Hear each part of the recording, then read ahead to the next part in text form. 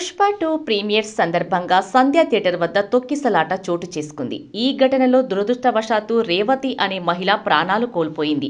అలాగే తీవ్ర గాయాల పాలైన ఆమె కుమారుడు ప్రస్తుతం ఆసుపత్రిలో చికిత్స పొందుతున్నాడు. కాగా ఈ కేసులో అల్లు అర్జున్ను అరెస్టు చేయటం సంచలనంగా మారింది. దీనిని కేంద్ర మంత్రులు, స్థానిక రాజకీయ నాయకులు, సినీ ప్రముఖులు ఖండించారు. అల్లు అర్జున్కు మద్దతుగా నిలబడ్డారు. తాజాగా సీనియర్ నటుడు సుమన్ బన్నీ అరెస్టుపై స్పందించారు. అల్లు అర్జున్ అరెస్టు చేయడం ముమ్మాటికి తప్పే. హీరోని పిలిచినప్పుడు సెక్యూరిటీ బాధ్యత థియేటర్ యాజమాన్యం తీసుకోవాలి. క్రౌడ్కు తగ్గట్లుగా సెక్యూరిటీని ఏర్పాటు చేయాలి.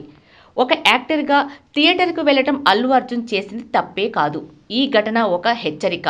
దయచేసి సెక్యూరిటీ ఏర్పాటు చేసుకుంటేనే హీరోలను థియేటర్ యాజమాన్యం పిలవండి. ఒక అభిమాని ప్రాణం కోల్పోయింది. ఇది చాలా బాధగా ఉంది.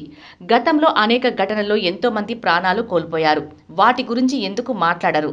వాళ్ళొక రూలు, అల్లు అర్జున్కు ఒక రూలా అంటూ ఆగ్రహం వ్యక్తం చేశారు సుమన్.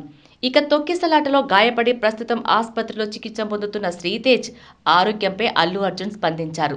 త్వరలోనే బాలుడిని కలుస్తానంటూ బన్నీ ట్వీట్ చేశారు.